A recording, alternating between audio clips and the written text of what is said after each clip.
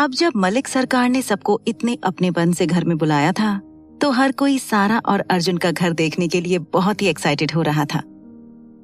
सभी आंगन में बने उस प्यारे से गार्डन को निहारते हुए घर के अंदर जाने लगे। मलिक सरकार ने देखा कि सारा अभी भी अपनी जगह पर खड़ी नील के आने का इंतजार कर रही थी। मलिक सरकार ने सारा को पुकारते हुए कहा, सारा, आपकी बुआ जी भी आई हुई हैं। वो आपके इंतजार में कल रात से सोई भी नहीं है। आइए, आप उनसे मिलकर आइए।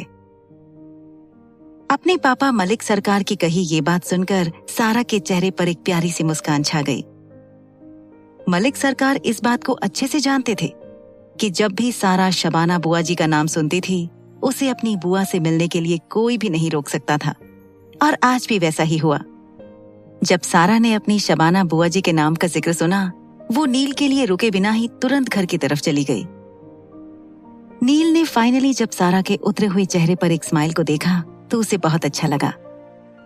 नील सारा को फॉलो करने के लिए उसके पीछे जाने ही वाला था कि किसी ने उसे रोक लिया। आप यहीं रुकिए बरखुरदार, आप कहाँ जा रहे हैं? जैसे ही नील ने उसकी गर्लफ्रेंड के पापा की कही ये बात सुनी तो वो कंफ्यूज हो गया। नील ने इस बारे में खुद के ही साथ कन्वर्सेशन करते हुए कहा, ये मलिक सरकार मुझे घर के अंदर जाने से क्यों रोक रहे हैं? कहीं ये मुझे वापस गोवा तो नहीं भेजना चाहते? नील इस सस्पिशन में पागल होने ही वाला था। तभी उसे कुछ याद आया। नील ने फिर खुद से अपनी बातचीत कंटिन्यू करते हुए कहा, नहीं नहीं, मैं भी ना ये क्या सोच रहा हूँ। अभी कुछ देर पहले मिस्टर मलिक ने हम सबको कितने अच्छे से वेलकम किया था, तो फिर अचानक से ये मुझे वापस क्यों भेजेंगे? शायद मेरे साथ सारा के बारे में कोई प्राइवेट बात करनी होगी इन्हें। जब नील के दिमाग में ये पॉसिबिलिटी ने जगह बनाई तो उसकी सारी टेंशन दूर हो गई।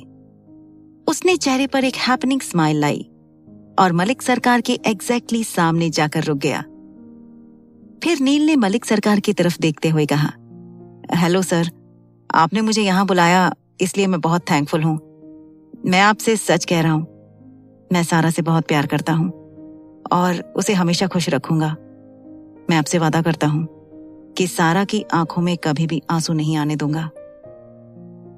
अपनी ये बात नील बहुत ही आसानी से और बहुत कॉन्फिडेंस के साथ कह रहा था, लेकिन मलिक सरकार के सामने ये कहने के लिए उसने कल रात भर बहुत प्रैक्टिस की थी। अपने आखिरी शब्दों को कहने के बाद नील मलिक सरकार की तरफ ध्यान से देखने लगा। नील उन्हें देखकर ये जानने की कोशिश कर रहा था कि मलिक सरकार उसकी बातों को सुनकर क्या सोच रहे थे, लेकिन मलिक सरकार के चेहरे पर कोई भी एक्सप्रेशंस नहीं थे। इसलिए नील बहुत देर तक उनके होने वाले ससुर जी के चेहरे को ऑब्जर्व करने के बाद भी किसी नतीजे पर नहीं पहुंच पा रहा था।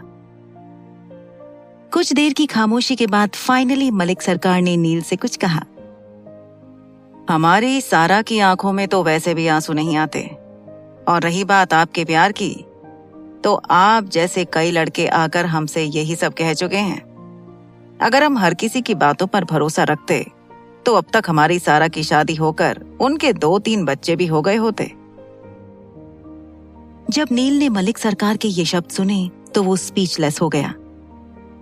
मलिक सरकार ने जिस तरह से अपनी ये बात कही थी, कोई भी इस बात को गारंटी से नहीं कह सकता था कि वो नील को पसंद करते थे, या फिर ये भी नहीं कह सकता था कि मलिक सरकार नील को नापसंद करते थे। सारा के पापा के दिए इस एक्सप्लेनेशन को सुनने के बाद नील का जितना भी कॉन्फिडेंस था वो आंगन में बने गार्डन की मिट्टी में जाकर मिल गया। अब वो समझ ही नहीं पा रहा था कि उसके क्या कहने से या क्या करने से मलिक सरकार उसके और सारा के रिश्ते को अपनी ब्लेसिंग्स दे दें। अब नील इसी उलझन में था कि उसे आगे क्या करना चाहिए। तभी उसने देखा कि मलिक सरकार मुड़कर घर के अंदर जा रहे थे। अगर मिस्टर मलिक अभी अंदर चले गए तो इसका मतलब यही होगा कि वो कभी भी मेरे और सारा की शादी को अपनी परमिशन नहीं देंगे। नहीं, मैं ये नहीं होने दे सकता। मुझे कुछ ना कुछ करके सारा के पापा को रोकना ही होगा। मलिक सरकार को आगे जाते हुए देखकर नील ने अपना मन पक्का कर लिया और वो बहुत हिम्मत करके मलिक सरकार से सवाल करते हुए बोला, सर, आप क्या चाहते हैं? मैं सारा से प्यार करता हूँ। आपको इस बात का भरोसा दिलवाने के लिए मैं क्या करूं? मैं वो हर बात करने के लिए तैयार हूं जो आप कहेंगे। जैसे ही नील ने अपनी ये बात कही, एक एक कदम बढ़ाते हुए घर की चौखट के पास आ रहे मलिक सरकार अपनी जगह पर रुक गए। सारा के पापा के चेहरे पर एक कामयाबी की झलक दिखने वाली स्माइल थी। उन्होंने नील से यही वर्ड सुनने की उम्मीद की थी। मलिक सरकार ने फिर अपना अपीयरेंस नॉर्मल किया और अपने चेहरे पर आई मुस्कान को किसी गहरी सोच वाले एक्सप्रेशन से एक्सचेंज कर दिया। नील की तरफ मुड़ने के बाद मलिक सरकार ने ना में अपना सिर हिला दिया और नील से कहा, हमें नहीं लगता कि आप ये कर पाएंगे, बहुत मुश्किल है, आप रहने दीजिए। मलिक सरकार ये प्रिटेंड कर रहे थे कि वो नील से ज्यादा कुछ करने की उम्मीद नहीं कर रहे हैं और उन्हें देखकर ऐसा लग रहा था कि वो सोच रहे थे कि नील एक बहुत ही कमजोर लड़का है। जब नील को इस बात का रियलाइजेशन हुआ कि उसके would be father in law उसे इनडायरेक्टली चैलेंज कर रहे थे, तो नील बहुत सीरियस हो गया। उसने मलिक सरकार की तरफ डिटर्मिनेशन के साथ देखा और उन्हें इंसिस्ट करते हुए कहा, सर आप बताइए तो सही, मैं सारा का बहुत अच्छे से ख्याल रख सकता हूँ और ये प्रूफ करने के लिए मैं कुछ भी कर सकता हूँ। प्लीज आप मुझे अंडर एस्टिमेट मत कीजिए, आप बस बताइए कि मुझे क्या करना है। नील के ये शब्द सुनने के बाद ये बात तो तय हो गई थी कि अब नील सबरवाल ऑफिशियली अपने would be father in law के बिछाए हुए जाल में फंस गया था। अब वो बेचारा तो मलिक सरकार की सिर्फ पहचान के बारे में जानता था। एक्चुअली मलिक सरकार क्या क्या कर सकते थे ये तो आज तक सारा और अर्जुन भी समझ नहीं पाए थे। और फिर ये तो नील सबरवाल था जो उनसे इससे पहले एक ही बार मिला था। नील को कहाँ पता था कि मलिक सरकार उसकी इस गुजारिश को तुरंत मान जाएंगे। घर के अंदर जब तक सारा उसकी शबाना बुआ जी के पास पहुंच पाती, अर्जुन ऑलरेडी उनकी गोद में सिर रखकर लेटा हुआ था। सारा को अपने सामने ये सीन देखकर हमेशा जैसी जेलसी फील हुई। अपनी बुआ जी के लिए ओवर पॉसेसिव सारा ने जाकर अर्जुन को अपनी शबाना बुआ जी से दूर किया और उन्हें अर्जुन से प्रोटेक्ट करते हुए शबाना बुआ जी को गले लगा लिया और अपने अर्जुन भाई को देखकर मुंह बनाते हुए उन्हें चिढ़ाने लगी। अपने दोनों भतीजा और भतीजी को छोटे बच्चे की तरह लड़ते हुए देखकर शबाना बुआ जी बहुत इमोशनल फील करने लगी थी। रोहन और विराज भी सारा के इस चेहरे को पहली बार देख रहे थे। इससे पहले तो उन्होंने सारा को बॉसी और कॉन्फिडेंट होते हुए ही देखा था। सारा और अर्जुन की शबाना बुआ जी ने दोनों की तरफ देखा और फिर आंखों में आंसू लाते हुए उन्होंने बहुत ही ड्रामेटिक अंदाज में कहा, ऐ मेरे खुदाया, देख तो तेरी मेहरबानी से मेरे दोनों बच्चे कितने बड़े हो गए, पता ही नहीं चला कि कैसे वक्त गुजरा और तुम दोनों पंछी इतनी दूर तक पहुंच गए। सारा, अर्जुन, मुझे तो वो सब अभी की ही बातें लगती हैं। अपनी शबाना बुआ जी की कही ये बातें सुनकर सारा और अर्जुन मुंह छुपाकर हंसने लगे। सारा और अर्जुन को ऐसे हंसते हुए देखकर शबाना बुआ जी ने दोनों के सिर पर चपत मार दी और उन दोनों को नजरअंदाज करते हुए रोहन और विनी के साथ खड़े विराज के साथ जान पहचान करने लगी। थोड़ी ही देर में सबके साथ मिलने जुलने के बाद शबाना बुआ जी को अपनी जवानी के दिन याद आ गए। उन्हें अचानक से बहुत ही नॉस्टैल्जिक फील होने लगा। शबाना बुआ जी ने फिर अपने सामने बैठे सभी बच्चों की तरफ देखते हुए कहा, बच्चों, मैं तुम सबके लिए बहुत खुश हूँ। अपनी दोस्ती को ऐसे ही बरकरार रखना। जो खुशी और मुसीबत दोनों हवालों में आपका साथ देते हैं वही सच्चे दोस्त होते हैं। तो हमेशा ध्यान में रखना, जी भर के मस्ती करो, अपनी दोस्ती निभाओ और किसी से भी डरे बिना पूरी हिम्मत के साथ मोहब्बत भी करो, क्योंकि जो वक्त तुम सब बच्चों के पास अब है वो शायद ही कभी वापस आ पाए। तो इसलिए जो भी करना है वो अभी ही कर लो, क्योंकि एक बात याद रखना, अगर अभी नहीं तो शायद कभी नहीं। शबाना बुआ जी की ये मोटिवेशनल स्पीच सुनने के बाद सारा और अर्जुन को छोड़कर हर कोई बहुत ही इंस्पायर्ड फील कर रहा था। रोहन तो सारा की बुआ जी का फैन ही बन गया था। उसने शबाना बुआ जी को अपनी और विनी की लव स्टोरी बताना शुरू किया। इस पूरे वक्त के दौरान विनी शर्माने से थक नहीं रही थी। विराज और शबाना बुआ जी क्यूरियस होकर पूरी कहानी सुन रहे थे और सारा और अर्जुन अपनी आंखें फाड़कर इस नजारे को देखे जा रहे थे। सारा ने अर्जुन से सवाल करते हुए कहा, भाई, इतने साल हो गए, लेकिन बुआ जी में कोई भी बदलाव नहीं आया। वो अभी भी वैसी ही हैं, एक नंबर की ड्रामा क्वीन। अर्जुन ने वैसे तो सारा से जवाब में कुछ भी नहीं कहा, लेकिन उसके एक्सप्रेशन ये साफ साफ बयां कर रहे थे कि वो भी सारा के जैसे ही सोचता था। कुछ देर के बाद विनी और रोहन के साथ ही विराज की कई सारी रिक्वेस्ट के बाद अर्जुन उन्हें मना नहीं कर सकता था। सभी मुंबई के उस नीले समुद्र में फिशिंग करना चाहते थे। अब मलिक सरकार प्रोफेशनली फिशिंग इंडस्ट्री में काम करते थे, तो इसलिए अर्जुन के लिए सबको फिशिंग के लिए लेकर जाना बाएं हाथ का खेल था। जैसे ही अर्जुन फिशिंग के लिए अरेंजमेंट्स करने के लिए जा रहा था, उसकी नजर किसी चीज पर पड़ी। उस तरफ देखकर अर्जुन ने खुद से ही बात करते हुए कहा, अरे यार, मैं घर पर आ गया और यहाँ आने के बारे में भूल कैसे गया? मैं भी ना, मेरा बादल मेरा इंतजार कर रहा होगा। जैसे ही अर्जुन को बादल का ख्याल आया, उसके चेहरे पर एक ब्राइट सी मुस्कान ने जगह ले ली। अर्जुन अपने सामने बने उस घोड़ों के तबेले की तरफ जाने लगा। जब से अर्जुन ने अपना होश संभाला था, उसे घोड़े बहुत पसंद थे। अर्जुन की जिद की वजह से उसके पापा मलिक सरकार ने भी उसके लिए दुनिया के बेहतरीन घोड़े खरीद लिए थे और अर्जुन की गैर मौजूदगी में उन सब का ख्याल भी रखा करते थे। जैसे ही अर्जुन ने उस तबेले का दरवाजा खोला, उसका मुंह खोला का खोला ही रह गया। अर्जुन को अपनी आंखों पर विश्वास ही नहीं हो रहा था।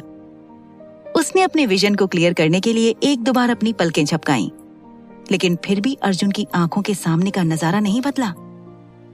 इस बारे में सोचते हुए अर्जुन ने दिल ही दिल में कहा, मैंने तो ऐसे ही इमेजिन कर लिया था कि पापा नील को घोड़ों के तबेले में रहने के लिए कह देंगे, लेकिन ये तो सच हो गया। अर्जुन ने जो कुछ भी देखा, उसके बाद वो खुद ही समझ नहीं पाया कि उसे आगे क्या करना चाहिए। अर्जुन का इस बात पर ध्यान ही नहीं गया कि अनजाने में ही वो अब नील की फिक्र करने लगा था। अर्जुन ने देखा कि उस घोड़ों के तबेले में नील अपने सूटकेस पर बैठा हुआ था। बेचारा नील एब्सेंट माइंडेड होकर उस तबेले के हर कोने को देख रहा था। हेल्पलेस नील के सिर के इर्द गिर्द मक्खियां भिनभिना रही थीं और वो बार बार तबेले की बदबू को अपनी नाक से दूर करने के लिए अपने चेहरे के सामने हाथ हिला रहा था। नील के चेहरे पर दुनिया भर की टेंशन और इरिटेशन नजर आ रही थी, लेकिन नील को देखकर अर्जुन को इस बात का अंदाजा लगाने में जरा भी देर नहीं लगी कि इतनी परेशानी होने के बाद भी नील इस सब के अगेंस्ट एक शब्द भी नहीं कहने वाला था। अपनी आंखों के सामने ये सीन देखकर अर्जुन ने फिर कुछ सोचा और नील के पास जाकर सवाल करते हुए कहा, क्या ये सब मेरे पापा ने किया है? उन्होंने ही तुमसे इस तबेले में रहने के लिए कहा होगा, है ना? वैसे इस बात का अंदाजा लगाने के लिए मुझे ज्यादा सोचने की जरूरत नहीं है। जब नील ने अचानक से अर्जुन की आवाज सुनी, तो पहले वो नर्वस हो गया। अब नील के सामने ये सवाल था कि उसे अर्जुन को क्या एक्सप्लेनेशन देनी चाहिए। मगर आगे जब अर्जुन ने नील के तबेले में होने की वजह को बिल्कुल करेक्ट तरीके से एज्यूम किया था, तो नील की टेंशन गायब हो गई। अपनी बात कहते हुए अर्जुन नील के सामने किसी पत्थर पर जाकर बैठ गया। अर्जुन ने फिर अपनी बात को कंटिन्यू करते हुए कहा, लेकिन मैं तो ये जानने के लिए क्यूरियस हो रहा हूँ कि तुमने मेरे पापा की बात को इतनी आसानी से कैसे मान लिया। जितना मैं तुम्हें जानता हूँ, तुम इतने बेवकूफ भी नहीं हो कि उनके इस ट्रैप को समझ ना सको। अर्जुन ने ये बात किसी टॉन्ट की तरह कही थी, लेकिन नील खुद के लिए उसके अर्जुन भाई के कंसर्न को अच्छे से समझ रहा था। नील ने ऐसा प्रिटेंड किया जैसे कि उसके पास कोई दूसरा ऑप्शन ही नहीं था। उसने अपने सामने बैठे अर्जुन भाई को सवाल का जवाब देते हुए कहा, अर्जुन भाई, मैं सारा के डैड को कैसे मना कर सकता था? उन्होंने तो ये तक कह दिया कि मैं सारा का ख्याल रखने के लायक नहीं हूं।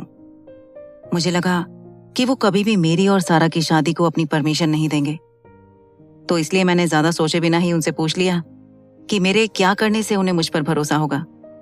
और फिर तो आपको पता ही है, मैं इन घोड़ों के साथ एक रूम शेयर कर रहा हूं। नील ने एक ही बार में अर्जुन को पूरी सिचुएशन डिटेल में समझाती थी। नील को अपनी बहन सारा के लिए इतना डेडिकेटेड देखने के बाद अब अर्जुन को नील पर एक ही वक्त पर तरस भी आ रहा था और नील के लिए एक सॉफ्ट कॉर्नर भी फील हो रहा था। नील के चेहरे की तरफ बिना किसी एक्सप्रेशंस के देखते हुए अर्जुन ने मन ही मन में कहा, ये बेचारा पापा को इम्प्रेस करने के लिए तबेले में भी रहने के लिए तैयार है। लेकिन इसे क्या पता, जिनसे नील का पाला पड़ा है वो कोई आम इंसान नहीं, मलिक सरकार है। मेरे पापा उनकी खतरनाक इमेज से ज्यादा उनकी पत्थर दिली के लिए जाने जाते हैं। इसे पता नहीं है कि अगर ये लड़का अपनी जान भी देने के लिए तैयार हो जाए तो भी पापा इसे पसंद नहीं करेंगे। अर्जुन को खुद को इस तरह घूरते हुए देखकर नील को अनईजी फील होने लगा था। उसने अपने सामने बैठे अर्जुन भाई के चेहरे के सामने हाथ वेव करते हुए कहा, अर्जुन भाई, क्या आपको मुझ पर तरस आ रहा है? वैसे मैं ये सब आपकी सिंपैथी पाने के लिए नहीं कर रहा हूं। मेरे लिए तो आपका थोड़ा सा सपोर्ट ही काफी है। जब नील अर्जुन से अपनी ये बात कह रहा था तो उसके चेहरे पर एक ब्राइट स्माइल छा गई थी। नील की आंखें भी खुशी की उम्मीद से चमक रही थी। अर्जुन नील को इस बात की भनक तक नहीं लगने देना चाहता था कि उसे नील की फिक्र हो रही थी। उसने नील के उस ऑप्टिमिस्ट चेहरे से अपनी नजर हटाई और वापस अपने सड़ू भाई के कैरेक्टर में आ गया। फिर अर्जुन ने नील को रिमाइंड करते हुए कहा, तुम घोड़ों के साथ रूम नहीं शेयर कर रहे, वो तुम्हारे साथ उनका तबेला शेयर कर रहे हैं। वैसे तो अर्जुन ने अपनी ये बात बहुत ही हार्टलेस होकर कही थी, लेकिन जो रिएक्शन नील ने अर्जुन को दिया उसके बाद अर्जुन अपने आप को कंट्रोल ही नहीं कर पा रहा था। अर्जुन की कही उस दिल दुखाने वाली बात को सुनने के बाद भी नील खिलखिलाकर हंसने लगा था। ऐसी पैथेटिक सिचुएशन में भी उसे दिल खोलकर हंसते हुए देखकर अर्जुन भी हंसने लगा। कुछ देर तक ऐसे ही हंसने के बाद अर्जुन ने नील को गले लगा लिया और अर्जुन के इस सडन जेस्चर से नील तो दंग ही रह गया। आफ्टर ऑल, हर विक्ट्री के बाद ये रियलाइज होने में तो देर लगती ही है कि आप जीत चुके हो। ऐसा ही कुछ हाल इस वक्त नील का था। उसकी समझ में ये आ ही नहीं रहा था कि फाइनली उसके साले साहब का सपोर्ट उसके पीछे था। अर्जुन ने नील को गले लगाए हुए ही उसकी केयर करते हुए पूछा, नील, क्या तुम चाहते हो कि मैं सारा को इस बारे में इन्फॉर्म करूं? क्योंकि मेरे इतने सालों के एक्सपीरियंस से मैं ये बात गारंटी से बता सकता हूं कि सिर्फ सारा ही है जो मलिक सरकार के हर डिसीजन को बदल सकती है। अर्जुन का ये सवाल सुनने के बाद फाइनली अब जाकर नील को उसकी केयर समझ आई। नील ने अर्जुन की तरफ देखते हुए कहा, अर्जुन भाई, आपको इस बात के लिए सारा को परेशान करने की कोई जरूरत नहीं है। मैं नहीं चाहता कि इस मैटर का पता सारा और किसी और को लगे।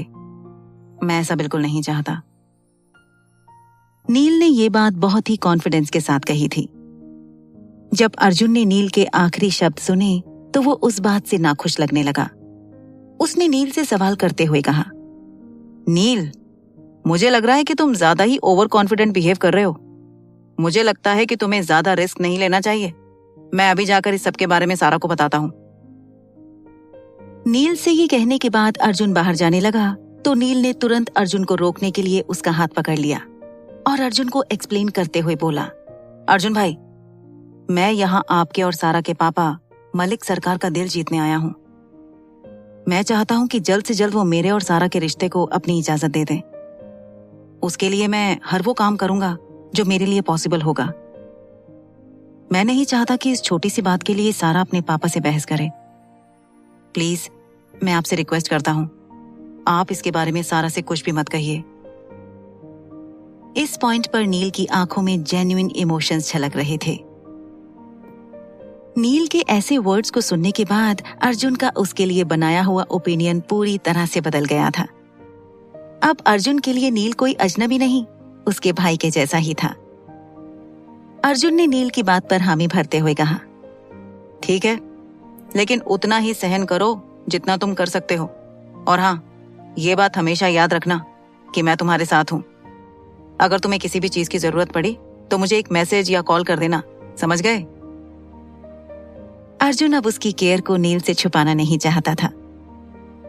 अपने अर्जुन भाई की बात सुनकर नील ने हाँ में अपना सिर हिला दिया और फिर से अर्जुन को गले लगा लिया। दोनों को देखकर कोई भी ये कह सकता था कि अर्जुन और नील सालों से एक दूसरे के अच्छे दोस्त हैं और उनकी बॉन्डिंग बहुत स्ट्रांग है। बस टाइमिंग का प्रॉब्लम था, क्योंकि जैसे ही नील और अर्जुन ने एक दूसरे को गले लगाया, कोई तबेले का दरवाजा खोलकर अंदर आ गया। ओ तेरी, अपुन तो ये देखने के बाद अंधा ही छो जाएगा। अबे सुबह सुबह ये कौन सा सीन दिख गया?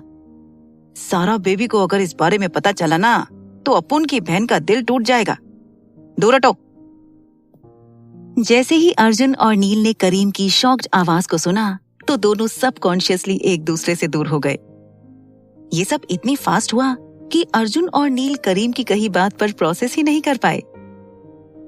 एक दूसरे से दूर होने के बाद फाइनली जब अर्जुन और नील ने थोड़ा सोचा तो उन्हें करीम के उन पर किए हुए ब्लेम का ख्याल आया और दोनों ने करीम को वार्न करते हुए एक साथ कहा, ऐसा कुछ भी नहीं है और इस बारे में किसी को कुछ भी पता नहीं चलना चाहिए।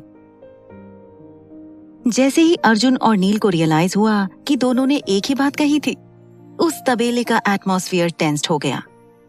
तीनों लड़के शॉक्ड और एम्बैरेस्ड एक्सप्रेशन के साथ एक दूसरे की तरफ देखने लगे। कुछ देर तक एक दूसरे को ऐसे ही घूरने के बाद अब वो खामोशी सबको तंग कर रही थी। अर्जुन और नील तो ऐसी सिचुएशन में थे कि अगर वो कुछ भी कहते तो शायद करीम उस बात का अलग ही मतलब निकाल लेता, तो इसलिए उन दोनों ने कुछ ना ही कहने का फैसला किया। अब बचा करीम, तो उसके पास कहने जैसा बहुत कुछ था, मगर उसे समझ ही नहीं आ रहा था कि उसे क्या कहना चाहिए। कुछ सोचने के बाद करीम ने अनबने ढंग से नील और अर्जुन की तरफ देखा और उन दोनों को इन्फॉर्म करते हुए कहा, वो सरकार ने सबको लंच खाने के लिए बुलाया है। अपुन वही बताने के लिए इधर आया था। तुम दोनों का कार्यक्रम हो गया होगा तो आ जाना। और अपनी ये बात कहने के बाद करीम नर्वस होकर वहां से भाग गया। उसके जाने के बाद अर्जुन और नील एक दूसरे से मुश्किल से नजरें मिला पाए। तभी अर्जुन ने देखा कि नील उससे कुछ कहना चाहता था, लेकिन कुछ भी कह नहीं पा रहा था, तो इसलिए अर्जुन ने बहुत हिम्मत के साथ नील से सवाल करते हुए कहा, क्या तुम मुझसे कुछ पूछना चाहते हो? अर्जुन को अपने साथ बात करते हुए देखकर नील भी थोड़ा कंफर्टेबल हो गया। उसने थोड़ी सी हिचकिचाहट के साथ अर्जुन की तरफ देखा और उससे सवाल के बदले सवाल करते हुए कहा, वो अर्जुन भाई, करीम किसी से कुछ कहेगा तो नहीं ना? नील ने अपना ये सवाल अर्जुन से पूछ तो लिया था, लेकिन वो ये नहीं जानता था कि इसी बारे में सोचकर अर्जुन भी परेशान हो रहा था। अर्जुन ने नील की तरफ देखकर जवाब में बस अपने कंधे उचका दिए और उसे बाहर चलने का इशारा किया। वहीं दूसरी ओर सारा की शबाना बुआ जी ने लंच का इंतजाम आंगन में बने उस प्यारे से गार्डन में किया था। हल्की सी धूप में सभी एक साथ टेबल पर बैठकर घर का बना खाना खाने के लिए बहुत एक्साइटेड थे। रोहन और विनी एक दूसरे के साथ ही बातें करने में बिजी थे, तो विराज शबाना बुआ जी के साथ रेसिपीज के बारे में डिस्कस कर रहा था। मलिक सरकार अपने घर में इतनी चहल पहल को देखकर मन ही मन में सेटिस्फेक्शन फील कर रहे थे। और रही बात करीम की, तो वो किसी गहरी सोच में डूबा हुआ ऐसा बैठा हुआ था जैसे उसने अभी अभी किसी भूत को देख लिया था। जैसे ही अर्जुन और नील वहां पर पहुंचे, सारा भागकर उन दोनों के पास चली गई। उसने नील का हाथ पकड़ते हुए उससे सवाल करते हुए कहा, नील, तुम कहाँ थे? मैंने तुम्हें बहुत ढूंढा, लेकिन तुम मुझे कहीं नजर ही नहीं आए। सारा के इस सवाल की देरी थी और टेबल पर बैठे हर किसी की नजर नील पर ठहर गई। मलिक सरकार तो नील को ऐसे देख रहे थे जैसे उन्हें नील के जवाब का इंतजार था। एक गलत जवाब और नील सिर्फ सारा की जिंदगी से ही नहीं, अपनी जिंदगी से भी हाथ धो बैठता। नील ने इस बारे में सोचते हुए दिल ही दिल में कहा, ओ गॉड, अब मैं क्या करूं? नील, तुम कहाँ थे? मैंने तुम्हें बहुत ढूंढा, लेकिन तुम मुझे कहीं नजर ही नहीं आए। सारा के इस सवाल ने नील के पैरों के नीचे की जमीन को एकदम से सरका दिया था। पहले तो नील कंफ्यूज हो गया। उसे ये समझ में नहीं आ रहा था कि अब उसे जवाब में क्या कहना चाहिए। उलझन ऐसी थी कि नील सारा को सच नहीं बता सकता था और वो अपनी गर्लफ्रेंड से झूठ बोलना नहीं चाहता था। नील ने मलिक सरकार और अर्जुन की तरफ देखा और फिर वो सारा के सवाल का जवाब देते हुए बोला, वो मैं यहाँ रहने में कंफर्टेबल नहीं था, इसलिए मैं पास के ही किसी होटल में रह रहा हूँ। नील का ये जवाब उस गार्डन में किसी एटम बॉम्ब के जैसे गिरा था। रोहन और विराज ने नील की इस बात को ज्यादा माइंड नहीं किया, लेकिन विनी और शबाना बुआ जी को नील के इस जवाब को सुनने के बाद कुछ अजीब सा लगा। के इस आंसर ने उसे बहुत ही घमंडी और नखरेबाज डिपिक्ट किया था। नील के बारे में सोचते हुए सारा की शबाना बुआ जी ने मन ही मन में कहा, ऐ मेरे खुदाया, क्या मेरी सारा इस लड़के से निकाह करना चाहती है? करीम तो बिल्कुल सही कह रहा था। ये लड़का सच में रईस ज्यादा रावण निकला। इससे अच्छा तो हमारा शान था। शबाना बुआ जी को उनकी भतीजी की ये पसंद कुछ खास नहीं लगी थी और नील के इस जवाब की वजह से उसका शबाना बुआ जी पर कुछ अच्छा इंप्रेशन नहीं पड़ा था। नील के जवाब को सुनने के बाद मलिक सरकार के चेहरे पर एक स्mirk था।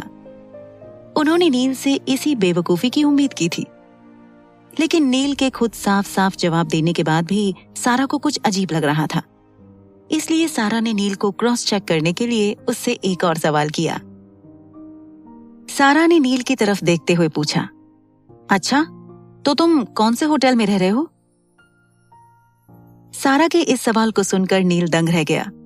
वो ये सोचकर नर्वस हो रहा था कि अगर सारा को सच के बारे में पता चल गया तो शायद नील की वजह से सारा की फैमिली में तनाव आ जाएगा। नील ने अपनी नर्वसनेस को सारा से छुपाने की कामयाब कोशिश की। उस समय जब नील यही सोच रहा था कि अब उसे सारा से क्या कहना चाहिए, किसी ने उसकी बहुत बड़ी मदद कर दी। सारा, तुम्हारा बॉयफ्रेंड सामने वाले चौक के ओरिएंटल होटल में रह रहा है। मैं ही इसके साथ रूम बुक करने के लिए गया था। तुम भी ना, ये क्या पंचायत लगाकर बैठी हो? चलो, अब सब आ गए हैं तो साथ मिलकर खाना खाते हैं। अर्जुन ने नील को बचाते हुए सारा को एक्सप्लेन किया। अर्जुन भाई का ये जवाब सुनकर सारा बेमन से जाकर सबकी प्लेट्स में खाना सर्व करने लगी। नील ने अर्जुन की तरफ आंखों ही आंखों में थैंकफुल इमोशंस के साथ देखा तो उसने नील को आंखों ही आंखों में परेशान ना होने का इशारा किया और नील के साथ जाकर खाना खाने के लिए बैठ गया। जब मलिक सरकार ने नील और अर्जुन की टीम बनते हुए देखी तो उनकी आंखें चढ़ गईं। अर्जुन और नील के इस बढ़ते बॉन्डिंग को देखकर मलिक सरकार ने सोचा, हमें अर्जुन और इस लड़के की इतनी अच्छी दोस्ती के बारे में कुछ पता ही नहीं था।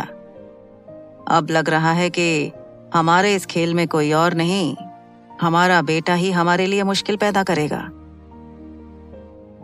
सिर्फ मलिक सरकार ही नहीं, उस टेबल पर और भी कोई था जो अर्जुन और नील की बढ़ती फ्रेंडशिप को देखकर नाखुश था। और वो कोई और नहीं, कुछ देर पहले बहुत कुछ देख चुका करीम था। जब करीम ने देखा कि अर्जुन अपने हाथों से नील की प्लेट में रोटी सर्व कर रहा है तो करीम की नाक सिकुड़ गई। उन दोनों की तरफ देखते हुए करीम ने दिल ही दिल में कहा, ये रईस ज्यादा रावण अपुन की सारा बेबी के बाद अभी अर्जुन भाई को भी अपने जाल में फंसा रेला है। इसको तो अपुन छोड़ेगा नहीं। खाली फोकट में सरकार के दिमाग का दही बना रेला है। तबेले में रहने को बोला तो इतना नाटक काय को करने का? आज के आज शान भाई को इस सब के बारे में बताना पड़ेगा, नहीं तो कल की सुबह तो ये पता चलेगा कि इसने उस बकबक वाली बुढ़िया शबाना बुआ जी को भी पटा लिया। वैसे तो करीम को देखकर कोई भी ये बता सकता था कि जो भी हो रहा है उसे देखकर करीम बहुत नाराज था, लेकिन हमारे करीम साहब का नाराजगी दिखाने का तरीका कुछ अलग ही था। करीम जो सामने दिखा उसे सफा चट किए जा रहा था। शबाना बुआ जी जब तक सबकी प्लेट में खाना सर्व करने के बाद अपनी प्लेट ले पाती, सारी रोटियां खत्म हो चुकी थी। रोटियों के पॉट को खाली देखकर सारा की शबाना बुआ जी के माथे पर शिकायत वाली शिकन आ गई। उन्होंने अपने पास बैठे करीम के सिर पर चपत मारते हुए कहा, ऐ मेरे खुदाया, ये नामाकूल लड़का जब से मेरी जिंदगी में आया है मेरा सारा खाना खा जाता है। जाकर किचन से और रोटियां लेकर आ, बेवकूफ कहीं का। शबाना बुआ जी की कही ये बातें सुनकर टेबल पर बैठा हुआ हर एक इंसान हंसने लगा। सबके बीच अपना मजाक बनते हुए देखकर करीम ने अपनी आंखें रोल कर लीं और शबाना बुआ जी को कोसते हुए करीम ने मन ही मन में कहा, ये बकबक वाली बुढ़िया भी ना जहां जगह मिले वहां शुरू हो जाती है। अब पता चला कि अपुन के जनाब अंसारी इतनी जल्दी टकले काहे को हो गए। अभी इधर सरकार बैठे नहीं होते ना तो इस बकबक वाली बुढ़िया को अपन अच्छी थ्योरी समझाता। जो भी ख्याल करीम के दिमाग में चल रहे थे उन्हें अपने चेहरे पर लाए बिना वो अपनी जगह से उठा और घर के अंदर चला गया। खाना होने के बाद सारा नील का इंतजार करते हुए वहीं टेबल पर बैठ गई थी। जब नील अर्जुन के साथ हाथ धोने के लिए जा रहा था, उसने सारा को नोटिस कर लिया। सारा किसी एक्सप्लेनेशन की मांग करते हुए नील को देख रही थी। नील ने नर्वस होकर सारा की तरफ देखकर हाँ में अपना सिर हिला दिया और अर्जुन से फुसफुसाते हुए कहा, अर्जुन भाई, लगता है कि सारा मुझसे इस सब के बारे में बहुत कुछ पूछना चाहती है। अब मैं क्या करूं? वो यहीं पर बैठकर मेरा वेट कर रही है। प्लीज कुछ करके मुझे बचा लीजिए। नील ने जब अर्जुन से ये रिक्वेस्ट की तो अर्जुन भी सोच में पड़ गया कि अब वो नील की मदद करने के लिए क्या कर सकता था। लेकिन इससे पहले कि अर्जुन कुछ कह पाता या फिर कुछ कर पाता, किसी ने नील का नाम पुकारा। जब अर्जुन और नील ने पीछे मुड़कर देखा तो कोई और नहीं, मलिक सरकार नील को बुला रहे थे। नील, क्या हम बात कर सकते हैं? मलिक सरकार ने नील से सवाल करते हुए कहा। मलिक सरकार की तरफ से आए हुए इस अनएक्सपेक्टेड इनविटेशन से सिर्फ अर्जुन और नील ही नहीं, सारा भी शॉक्ड थी। अब नील अपने would be father in law को मना तो नहीं कर सकता था, तो इसलिए नील ने मलिक सरकार की ओर देखकर हाँ में अपना सिर हिला दिया और उनकी तरफ जाने लगा। नील को अपने पापा के साथ बाहर जाते देखकर सारा और अर्जुन दोनों परेशान हो गए। अपने सामने के इस नॉट सो नॉर्मल सीन को देखकर अर्जुन ने दिल ही दिल में कहा, पता नहीं कि अब पापा नील को किस मुश्किल में डालना चाहते हैं। अगर मैं इनके पीछे भी चला जाऊं तो भी मैं कुछ नहीं कर पाऊंगा। मुझे लगता है कि नील को मलिक सरकार से बचाने के लिए किसी और चीज की नहीं, दुआओं की जरूरत है। अर्जुन इस वक्त जो भी सोच रहा था वैसा ही कुछ सारा के दिमाग में भी चल रहा था। लेकिन सारा ने ज्यादा लोड न लेने का सोचा और जाकर विनी और रोहन को फिशिंग के लिए चलने के लिए तैयार करने लगी। कुछ देर के बाद अर्जुन सभी को लेकर फिशिंग के लिए गया था। शबाना बुआ जी अपने शौहर जनाब अंसारी के साथ बाजार गई हुई थी। उन्हें सारा और अर्जुन के दोस्त इतने पसंद आ गए कि बुआ जी ने हर किसी के लिए खास तोहफे लाने का मन बना लिया था। और मलिक सरकार नील को लेकर कहाँ गए थे, इस बारे में कोई भी नहीं जानता था। अब पूरे घर में सिर्फ अकेला करीम ही बच गया था। जाकर सोफे पर लेटते हुए करीम ने अपने आप से ही कहा, अर्जुन भाई उन 2 बच्चों को लेकर मच्छी पकड़ने के लिए गए हैं। क्या अजीब शौक है इन लोगों के। कह रहे थे कि मच्छी पकड़ना सीखना चाहते हैं। क्या अब ये भी सीखने जैसी चीज है? सब के सब ऊपर ही लेवल के येड़े हैं। और ये सरकार उस रईस जाते रावण को लेकर कहीं पर गए हैं। और जितना अपुन को पता है, सरकार उस चाणे को अच्छी मजदूरी करवा के वापस लाएंगे। और वो बकबक वाली बुढ़िया बोले तो शबाना बुआ जी बाजार में सबका धंधा चौपट करने के लिए गई ली है। अब जबकि घर पे मगजमारी करने के लिए कोई नहीं बचा तो अपुन शान भाई को फोन करता है। करीम ने जैसे ही शान को कॉल लगाया, उसने तुरंत कॉल आंसर कर दिया। शान ने करीम का हालचाल पूछते हुए कहा, अरे करीम मियाँ, कैसे हैं आप? आज आपको हम जैसे गरीब की याद कैसे आ गई? शान की आवाज सुनकर करीम को एक ही वक्त पर खुशी भी हो रही थी और अपने शान भाई के लिए बहुत बुरा भी लग रहा था। करीम ने स्कूल बहुत जल्दी छोड़ दी थी, लेकिन फिर भी सारा और शान के रोमांटिक किस्से करीम अक्सर सुना करता था। उसने तो शान को भाई छोड़कर जीजाजी बुलाना भी शुरू कर दिया था। और अब जब उसे सारा के बदले हुए डिसीजन का पता चला तो करीम को शान के बारे में सोचकर बहुत बुरा लग रहा था। करीम ने शान से कहा, अरे शान भाई, इधर बहुत गड़बड़ चल रही है, बोले तो भारी राडा होने वाला है। और फिर करीम ने शान को मिस्टर अजीत सबरवाल की मौत के सच से लेकर सारा और नील के मुंबई आने तक की हर बात डिटेल में एक्सप्लेन कर दी। वैसे तो करीम पूरी कहानी को अपने पॉइंट ऑफ व्यू से बता रहा था, लेकिन जितना शान इस कहानी के हर किरदार को जानता था, उसे ये समझने में जरा भी देर नहीं लगी कि मुंबई में एग्जैक्टली क्या हो रहा था। करीम से हो रही हर बात के बारे में सुनते हुए शान ने दिल ही दिल में कहा, पापा जरूर सारा के बॉयफ्रेंड के लिए परेशानियां पैदा कर रहे होंगे। और जितना मुझे पता है, सारा को इस सब के बारे में भनक तक नहीं होगी। अगर ऐसा ही चलता रहा तो वो बेचारा लड़का पापा के डर से सारा को छोड़कर भाग जाएगा। नहीं, ऐसा नहीं हो सकता। सारा फाइनली अब जाकर थोड़ी खुश है। I need to take care of this. मुझे जल्द से जल्द कुछ करना होगा। शान इसी सोच में था कि अब उसे आगे क्या करना चाहिए। अचानक शान को एक आइडिया आया। उसने करीम से सवाल करते हुए कहा, वैसे करीम, तुमने कहा ना कि अर्जुन भी मुंबई में ही है, तो वो क्या कर रहा है?